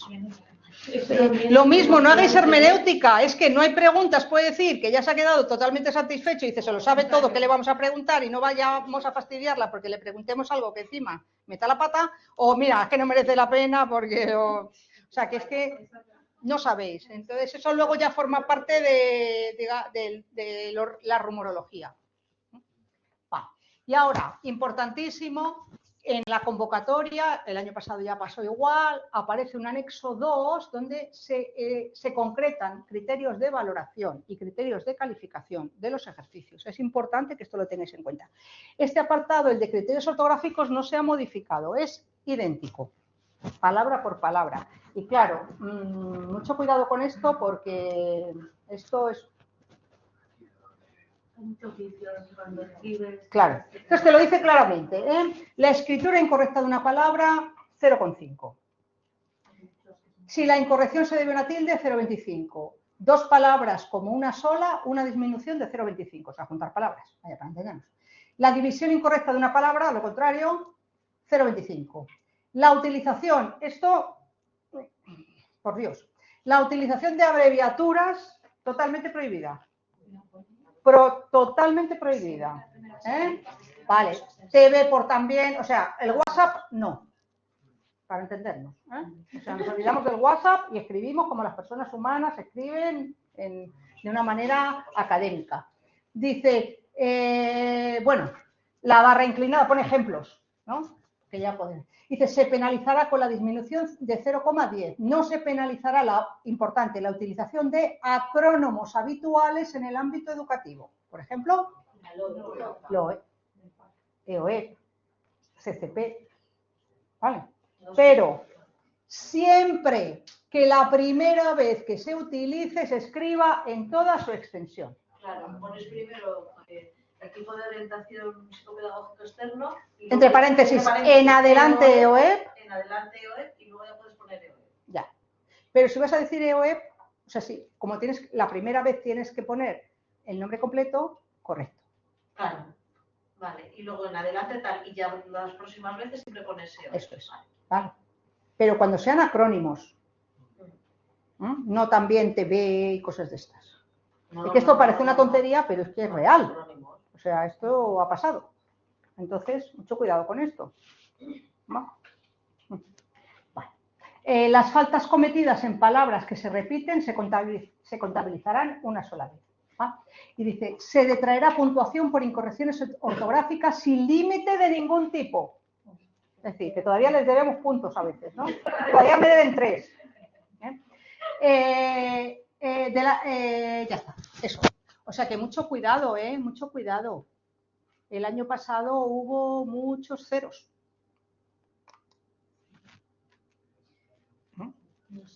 ¿Se llega a tener el examen al igual que pasa las últimas convocatorias? Vale, y ahora, una vez que ha establecido los criterios ortográficos, que son iguales que en la última convocatoria, ya pasa a concretar algunos aspectos de cada una de las partes. Pero aquí ha habido cambios y cambios muy importantes, creo yo, que no se nos pueden pasar desapercibidos. Sobre todo lo digo por los que hicieron el anterior, porque los que lo hacen por primera vez, pues es la primera vez que lo ven, pero los que lo hicieron anteriormente, no vaya a ser que pensemos que rigen los mismos criterios, que no. Primera parte, como es la misma, consistirá en el análisis por escrito en sesión conjunta, dice en el 2025, de un caso práctico propuesto por el tribunal. Fijaos que dice un caso práctico y en el anterior decía un caso práctico con varios supuestos. ¿Qué podemos pensar? Bueno, no, pero ya veréis cómo luego lo aclara y van a ser varios supuestos. ¿Vale? Sí, lo que pasa es que les gusta enredar un poco a los que redactan, porque si no, no entiendo. Dice, Raúl, tú lo decías, el tribunal podrá aportar, no lo dice con respecto a las preguntas, pero lo dice con respecto a otro aspecto muy importante, podrá aportar documentación relativa al caso. ¿De acuerdo? El año pasado decía el tribunal aportará documentación relativa al caso. Por lo tanto, eso se deja abierto. ¿Podrá o no podrá? ¿Vale? El año pasado una de las innovaciones, aparte de que fueran un caso con varios supuestos, es que el tribunal aportó documentación que había que analizar. Análisis documental, que es una de las técnicas de la inspección. Yo creo que va a volver a haber documentación, porque es una técnica propia de la inspección. Entonces, ¿cómo no va a haber análisis documental? Algo de documentación tiene que haber para que se analice. ¿Vale? Dice, el aspirante formulará una propuesta de actuaciones y elaborará un informe sobre las cuestiones que el tribunal plantee. No sabemos si es sobre todas o sobre alguna. Se queda abierto. ¿Vale? Pero un informe va a haber, seguro. Hombre, estaría bueno, ¿no? Dice, esta prueba se calificará de 0 a 10 y deberá obtener una puntuación igual o superior a 5. Vale. Y fijaos cómo se ha modificado mucho los criterios de valoración de este ejercicio. Mucho. El año pasado se dividía en dos partes. Primero, cada una 5 puntos, ¿no? Decía, análisis del caso y propuesta y aplicación razonada de las técnicas adecuadas, 5 puntos. Y establecía como unos subíndices sin aplicarles ningún tipo de criterio. Decía, análisis y valoración de la documentación relacionada con el caso según la normativa de aplicación, 4 puntos, ni más ni menos. Propuesta de las actuaciones a desarrollar en el marco del plan anual de actuación, conforme a sus funciones y atribuciones, 1 punto. Y luego el informe, 5 puntos. Y en la valoración del informe, 5 puntos, establecía unos subíndices, pero no les aplicaba ninguna ponderación. en el informe se tendría en cuenta la adecuación de su estructura, de los referentes normativos, del análisis de los hechos, de las conclusiones y de las propuestas. En definitiva, lo que dice la orden 732, que es la estructura básica, la estructura de un informe. Ahora lo han cambiado y fijaos que lo han cambiado mucho, porque el informe sigue valiendo 5 puntos, pero esos otros 5 puntos hasta 10 los han repartido en 2 apartados muy diferentes. Uno dice el primero, 2 puntos, identificación y análisis de la situación planteada en las cuestiones o supuestos que se plantean en el caso práctico. Identificación y análisis de la situación.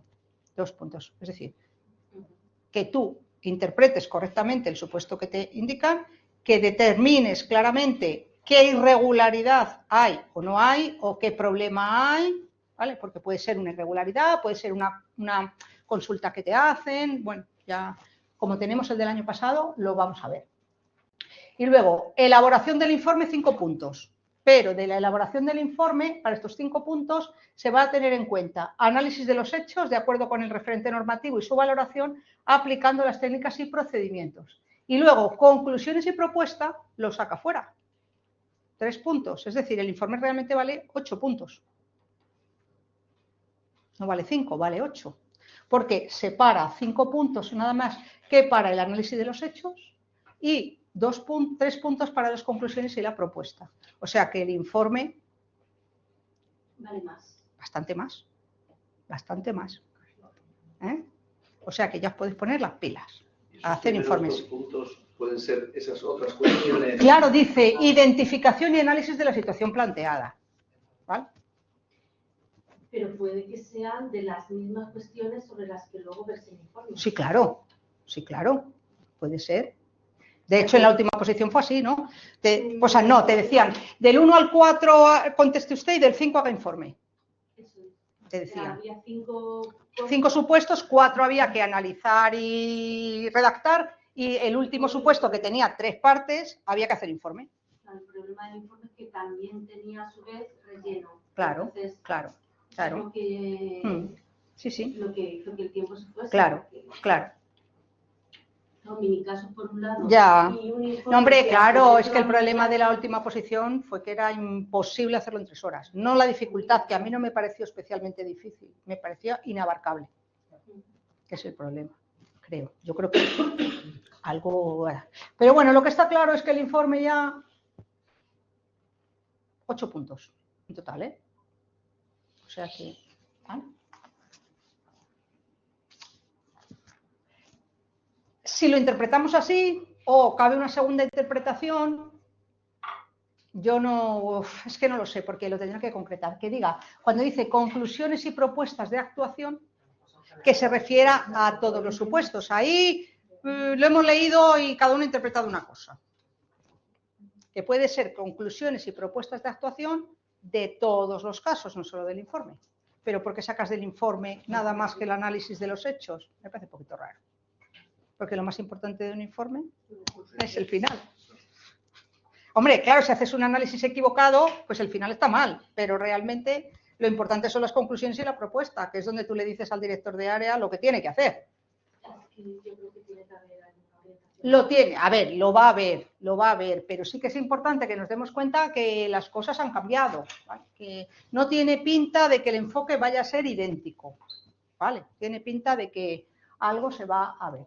Y después, en la segunda parte, que fue la tercera parte, porque claro, lo han cambiado, es decir, en el B, para entendernos, fijaos cómo ha cambiado también bastante. ¿Lo ves mal?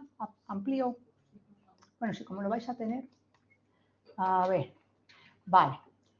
Venga, entonces, lo primero es igual. Vale, entonces, dice, criterios. Reparte en 3 apartados, estructura del tema, expresión y presentación, porque es oral, ¿eh?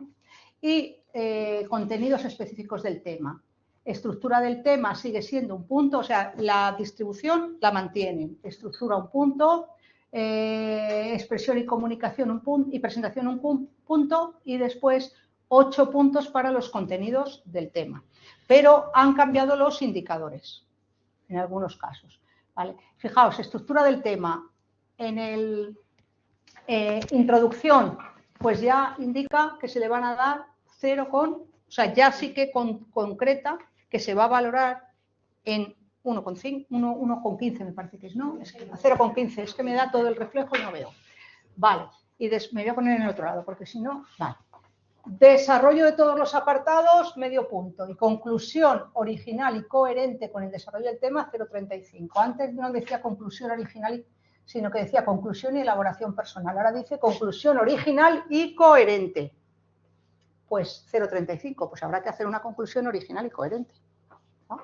Vale, expresión y presentación. Antes decía expresión y exposición, ahora dice presentación. Yo creo que eso no tiene importancia. De adecuada fluidez, dicción y volumen, lo han cambiado, dicción, fluidez y volumen, que tiene más sentido. Claridad en la exposición, 0,25, pero después medio punto, exposición personal y original. Eso no estaba antes. Exposición personal y original.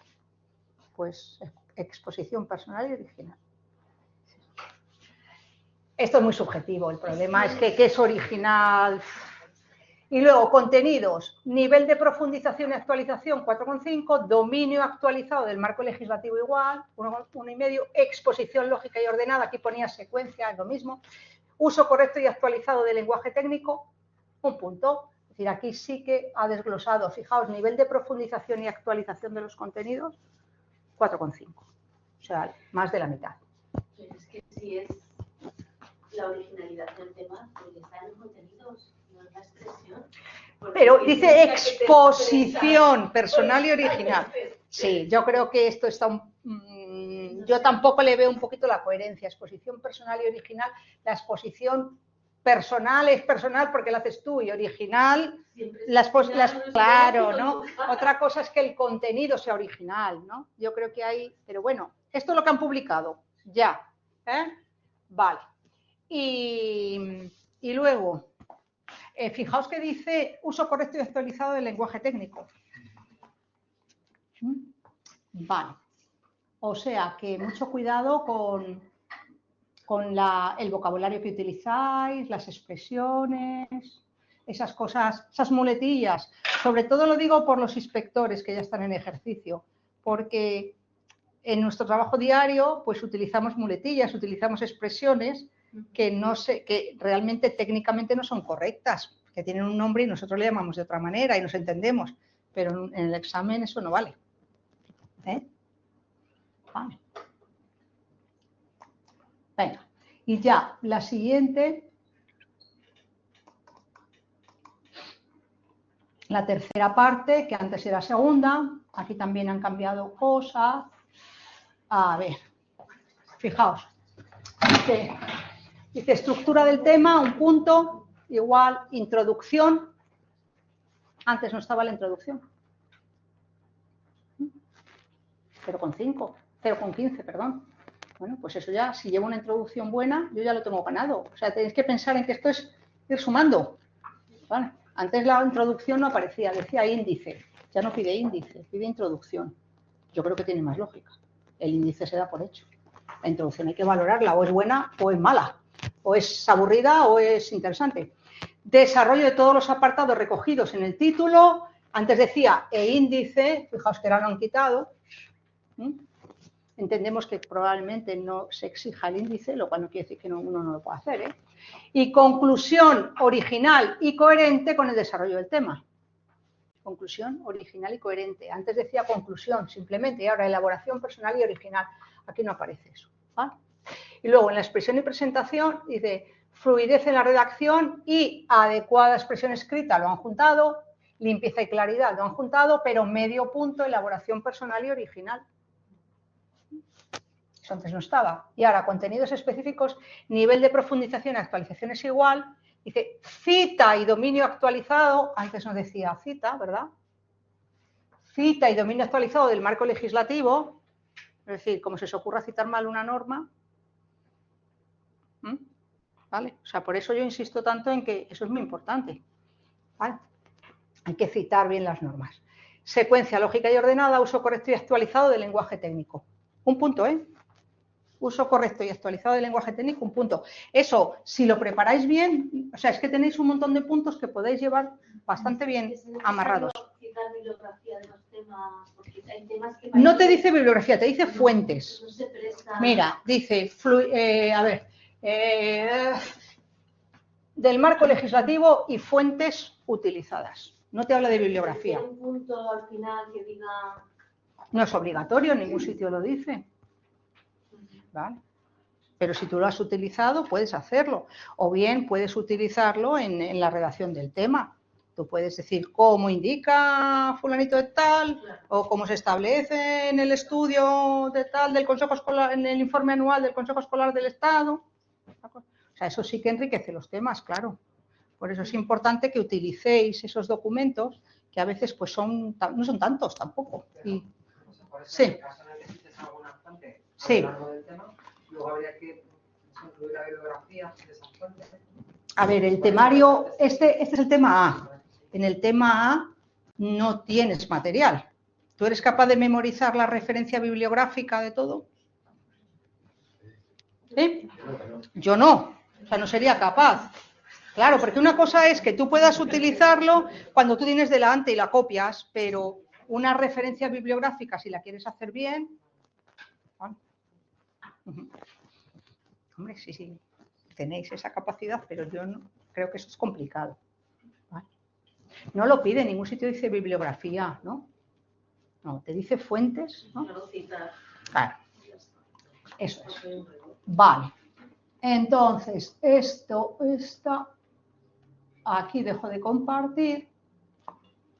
Perdonadme un momento, que es que... Vale, ya. Dejo de compartir esta y entonces... Voy a compartir otro documento que es el cuadernillo de la última posición.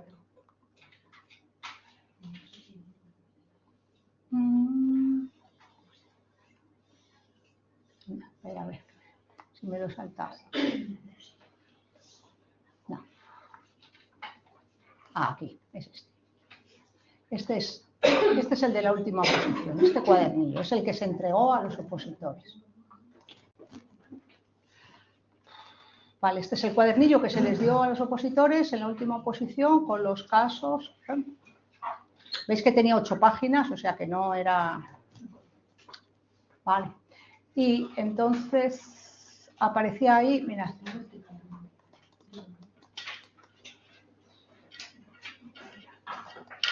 Para que sea algo más grande. Dice análisis de un caso práctico con varios supuestos. Caso práctico es el conjunto, varios supuestos. Y elaboración de un informe. Dice el día aquí. Esto no quiere decir que en la próxima posición tenga que tener este formato, ¿eh?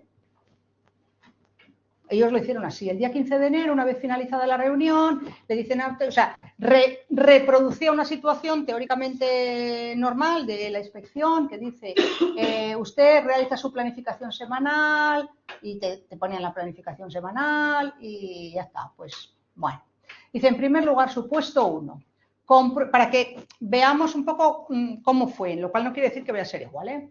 Dice, comprueba que ha entrado por registro el escrito de la madre de un alumno. Se queja sobre las salidas que ha organizado el CEIP Pirineos para visitar el Museo Arqueológico Nacional. No entiende, comillas, es lo que dice el escrito siempre, ¿no? ¿Por qué los alumnos de todas las clases de cuarto han ido a ver la Dama de Elche y la de mi hijo no? La vida misma.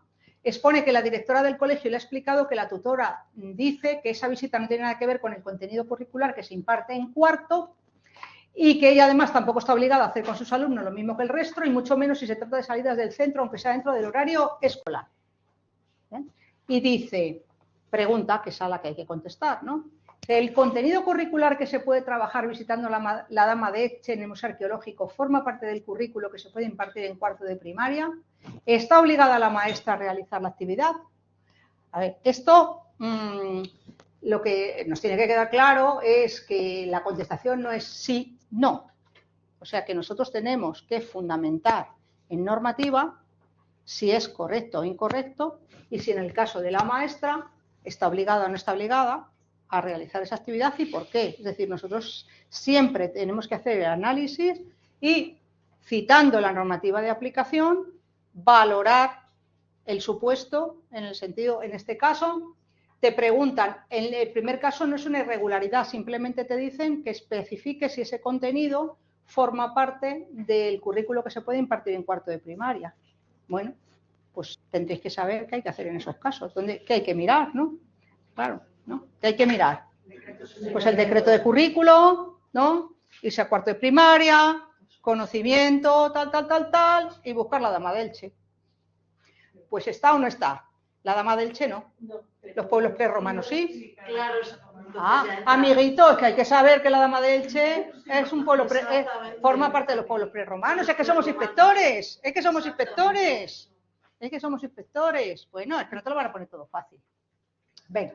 Y luego lo que sí que es importante, o sea, la otra parte es diferente. La primera simplemente es análisis normativo. Es que yo sepa dónde tengo que ir a mirar y que compruebe si efectivamente esto es correcto. Y segundo es que tú respondas a una situación que se te ha planteado. Y es que está obligada la maestra a realizar la actividad. Y entonces yo ahí tengo que saber qué normativa tengo que consultar, dónde se recoja, si es obligatorio o no es obligatorio. Vale, yo no lo voy a corregir ahora. Al día siguiente, supuesto, o sea, para que veáis a qué se refiere cuando dice técnicas de la inspección, pues que análisis documental, análisis de fuente, etcétera, etcétera. Venga, supuesto 2. 2 alumnos de centro privado específico, CIMA, que le llamaron por teléfono la semana anterior para solicitar una cita, la vida misma. Una vez en el despacho, los 2 alumnos manifiestan su malestar por no estar de acuerdo con la resolución sobre sus solicitudes de convalidación, que han sido denegadas. Y 2 casos, uno está en grado superior y tiene finalizados los estudios de grado medio de impresión digital. Y luego el alumno 2 está en grado superior de transporte y logística y solicitó la convalidación de inglés porque había presentado un C1. Bueno, pues, ¿qué procedería a contestar a los alumnos? Pues hay que contestar a los alumnos. Entonces, tienes que localizar dónde está la normativa de aplicación y decir, en el caso del alumno primero, teniendo en cuenta lo recogido en el Real Decreto, tal, ¿no? Que es el que regula las convalidaciones, como sabéis, es un Real Decreto, no es una norma de la Comunidad de Madrid. Pero claro, ahí lo que se está buscando es que tú sepas qué norma regula estos aspectos y después que seas capaz de encontrar si esto es correcto o no. Si sabes qué norma tienes que consultar, a veces el problema es que no sabemos ni por dónde empezar. Dices, ¿esto dónde estará regulado? Ah, amiguitos, claro, esa es la vida. Vale. Entonces, aquí lo que nos preguntan es qué le tendríamos que contestar a los alumnos. ¿Bien? Vale. Claro, es que es el siguiente. Venga. Fijaos que no era fácil, ¿eh? O sea, no era difícil, pero era largo. La siguiente es, usted visita al centro privado Picos de privado concertado. Mucho cuidado en los casos prácticos. Hay que mirar siempre régimen jurídico del centro porque cada uno tiene sus normas. El director le comenta que no sabe qué hacer con la solicitud de repetición que le ha entregado el padre de un alumno nacido en 2019 con necesidades educativas especiales y se adjunta como anexo B. Con la solicitud de repetición de un alumno nacido en el 2019. ¿Cuántos años tiene el alumno? En ese momento tenía 5, ¿no? ¿Se puede repetir en infantil? ¿Existe la repetición? ¿Existe la repetición en infantil? La repetición. ¿Veis? O sea, eso por ejemplo, eso es vocabulario técnico. Nosotros no podemos hablar de repetición. Entonces, hay que empezar por decir que no existe la repetición. Existe la permanencia. ¿Ves? Eso, por ejemplo, son ejemplos de lenguaje técnico adecuado. ¿De acuerdo? Claro, el padre puede decir lo que quiera y el director, pues ya te cuento, ¿no? Que no sabía ni que se llamaba permanencia. Vale, ¿qué procedería a contestar al director? Y aquí, ¿qué ocurre? Que nos dan documentación. Este es un caso con documentación, entonces yo me tengo que ir a la documentación, anexo B, ¿vale? Porque aquí es aparte de que yo conozca la norma, tengo que hacer análisis documental, que es una técnica de la inspección. Entonces tengo que irme a ver, era el anexo B, ha dicho, ¿no? Y entonces yo tengo que mirar aquí, este anexo, y dice anexo solicitud de... No te van a decir permanencia, claro. De educación infantil, y resulta que aquí lo veo, ¿y qué ocurría con esto? ¿Qué ocurría con este documento, con este anexo? Que era de primer ciclo. Sí, está cambiado. Que este no es el anexo. para el segundo ciclo. En segundo ciclo, claro. Claro, pero es que además te estaban poniendo un documento que no correspondía al ciclo. Pero claro, todo eso lo tienes que ver tú cuando analizas el documento. O sea, por eso hay análisis normativo, es una técnica de la inspección, análisis documental es otra.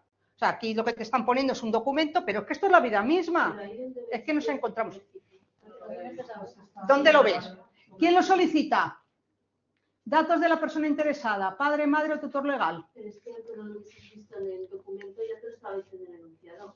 Es que el documento... Claro, pero tú tienes la normativa, ¿verdad que sí? ¿A qué te has ido a la orden? Sí. ¿Y has visto el anexo? ¿Y corresponde? No. A análisis documental y análisis normativo. Porque en la orden que lo regula vienen los anexos. Amiguitos. A ver, era un poquito retorcido. Era un poquito retorcido.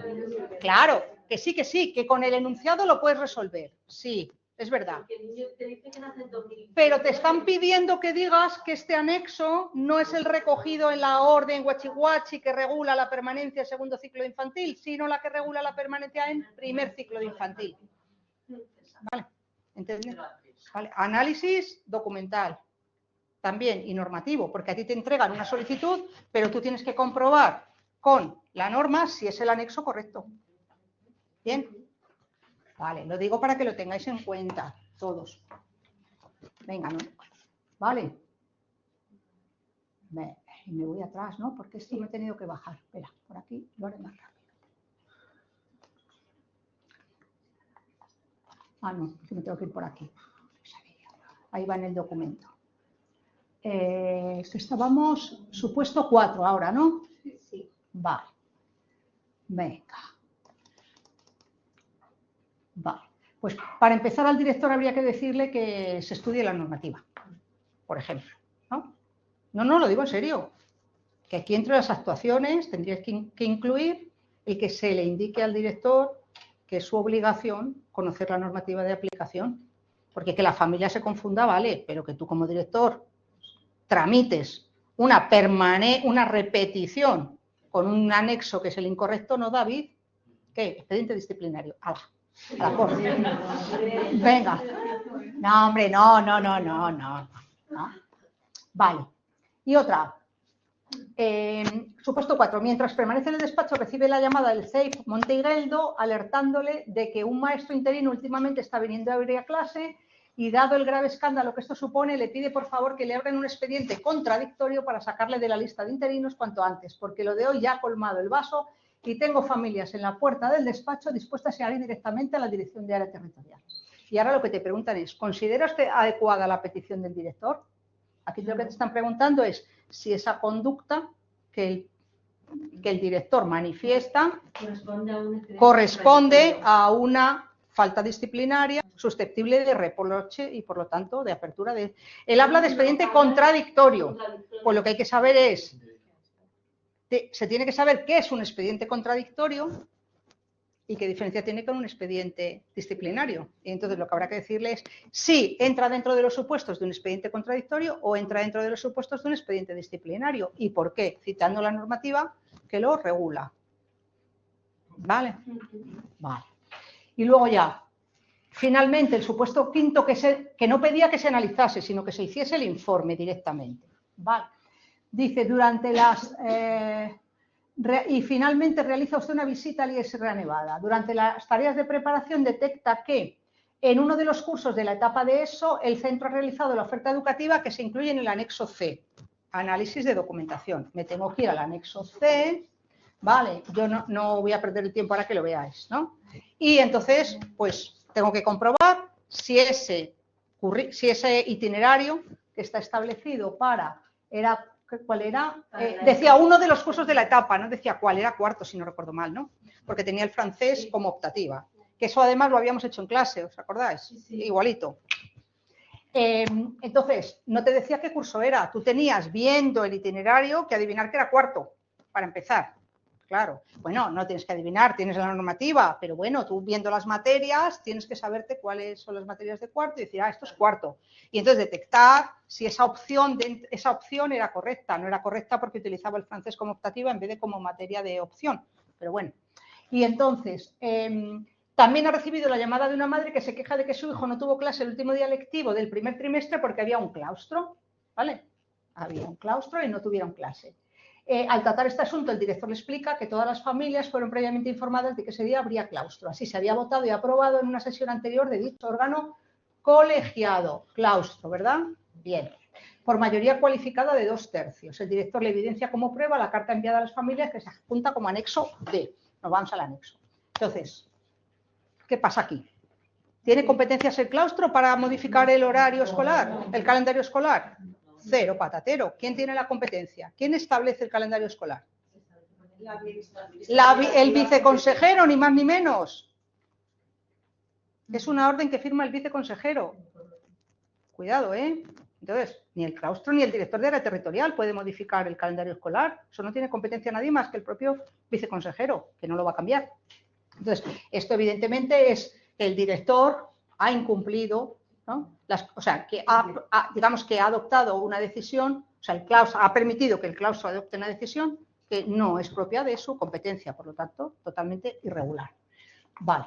Y el director también le comenta que un profesor se quejó por no haber sido convocado al claustro al final del trimestre. Manifiesta lo extraño que le resultó esta queja, ya que dicho profesor lleva más de 6 meses sin acudir al centro por incapacidad temporal. Y en tono de broma le indica que lo que pretendía era asistir a la celebración posterior que empezaba a las 12. El vino, no ha puesto vino, pero casi, ¿no? Vale, bueno, pues entonces, eso también lo habíamos hecho en clase, este caso, ¿no? Y entonces, ¿cuál es la respuesta? Convocar a todos los miembros del órgano. Siempre que estén en situación de servicio activo. Ahora, hay que saber qué significa servicio activo. ¿Dónde se regula el servicio activo? ¿Es servicio activo o no? Sí, claro. Pero a ver, servicio activo es un concepto administrativo. ¿Vale? Si tú estás de baja, ¿estás de servicio activo? Sí. ¿Dónde se regula, dónde está la condición de servicio activo y qué incluye? Porque era lo que había que citar. La ley... Dime el número. Y el año. La 1 del 86, de la función pública de la Comunidad de Madrid. Vais a ver la función pública con María, creo que dentro de 2 semanas. ¿Vale? Entonces, ahí es donde se regula cuáles son las situaciones de servicio activo. Y la baja por incapacidad transitoria no implica pérdida de ningún derecho. Igual que la reducción de jornada, igual que ser liberado sindical. Eso no implica pérdida, o sea, no está en condición de servicio activo. Por lo tanto, hay obligación de convocar a todos los miembros del claustro. Luego, ellos pueden decidir ir o no ir. ¿Vale? Pero tú los tienes que convocar a él y al sustituto. ¿Y quién vota? Los dos. Estos son casos reales, ¿eh? Yo un día estaba de guardia y me llamó una directora que acabo de suspender el claustro 5 minutos para preguntarte que quién tiene que votar de los dos. O por los dos. Estas cosas pasan, a ver, que es normal, que a veces no sabes muy bien o te plantean situaciones administrativas que no sabes. Pues los dos, porque los dos están en servicio activo y los dos tienen todos sus derechos. Igual que quien tenga una reducción de jornada, no pasa nada. Citado. Si es más bien al revés, pues si les acostas estando de baja. No, porque les estás privando de un derecho. Claro, exactamente. A la ronda, de principio de cuando se elige en los institutos de secundaria, ¿se cita al profesor que está de baja? Claro. Y elige, hombre, claro que elige. Claro, porque es un derecho. ¿Y eso dónde está regulado? ¿El qué? Que pueda asistir la ley de la función pública. A ver, la ley de la función pública te dice que cualquier funcionario en situación de servicio activo conserva todos sus derechos. Todos. Elegir curso, grupo y turno no es un derecho, claro. Asistir a un claustro, claro. Todos los derechos, exactamente todos. Sí. Si estás de servicio, no. La comisión de servicio en otro puesto, claro. Pero sancionado. O si estás, efectivamente, con una suspensión cautelar o definitiva de funciones. Ahí ya no estás en condición de servicio activo. Claro. Por eso hay que tener claro qué es servicio activo y qué no es servicio activo. Porque estas cosas pasan, ¿eh? Y son reales. Que el supuesto estaba bien puesto. O sea, a mí este supuesto me parece que está muy bien puesto porque es que trata temas que son muy importantes. Pero claro, el problema es que escribir un informe de esto lleva su ratillo, ¿eh? Porque pedía el informe, no que lo analizara, sino que escribieras el informe. Entonces tenías que analizar todo, citar la normativa. Y fijaos que hay que citar normativa muy variada porque tienes la ley de la función pública, tienes la norma de calendario escolar, las competencias del claustro. ¿Dónde están reguladas las competencias del claustro? La LOE, artículo 128, 129. Vale. Muy bien, pues ya está. Este era, os lo he traído para que lo veáis, sobre todo a los nuevos, y que veáis un poco, pues, qué se supone que tenemos que ser capaces de hacer. No son tan complicados, pero el problema sobre todo es saber a qué norma me tengo que dirigir. Pero bueno, eso poco a poco. Yo os voy a mandar con la documentación, y con esto termino, un caso práctico, ¿vale? Similar a este. Bueno, no del todo similar. Son 3 supuestos, ¿de acuerdo? No llevan documentación esta vez. Vamos a empezar un poco piano. Son 3 casos y entonces tenéis que, lo mismo, os plantean diferentes situaciones y vosotros, pero insisto, hay que escribirlos, hay que redactarlos, no es mirar, ya sí, lo dice la LODE, sí tiene derecho, no. Vamos a intentar hacer el esfuerzo de adaptarlo, porque es cuando veis si realmente sois capaces de darle el enfoque correcto y si lo escribís con un lenguaje inspectoril. Porque es que el lenguaje inspectoril no es el mismo que el lenguaje de la docencia. ¿Vale? Parece una tontería, pero no es ninguna tontería. El lenguaje inspectoril tiene sus características. Entonces hay que escribir con lenguaje inspectoril. Entonces, y con términos técnicos correctos. ¿Vale? Bueno, pues os lo mando todo junto y el caso práctico lo corregimos el próximo día. ¿Vale? Y el próximo día, que es la semana que viene, veréis conmigo 2 temas que son la dirección, tanto en el temario A como en el temario B. No sé cómo me la voy a arreglar para hacerlo todo, pero lo haremos. Muy bien, pues buena semana. ¿Cómo? 5:30. Hoy ha sido especial por eso de que había primero un poco de lío hasta que nos presentábamos todos. ¿Has conseguido tener las grabaciones del curso pasado de la plataforma? Pues a ver, yo ayer lo pedí. Se lo dije a Ana, que por cierto se me ha olvidado, y me ha dicho que lo iba a consultar, espera un momentito, que me despido. Bueno, me despido de todos los que estáis en casa, ¿de acuerdo? Nos vemos la semana que viene. Muchas gracias por la paciencia y buena semanita. Venga, hasta luego. Siendo la preparación o sea, que nosotros también lo podemos pedir si es necesario, pero siendo la preparación a 2 años.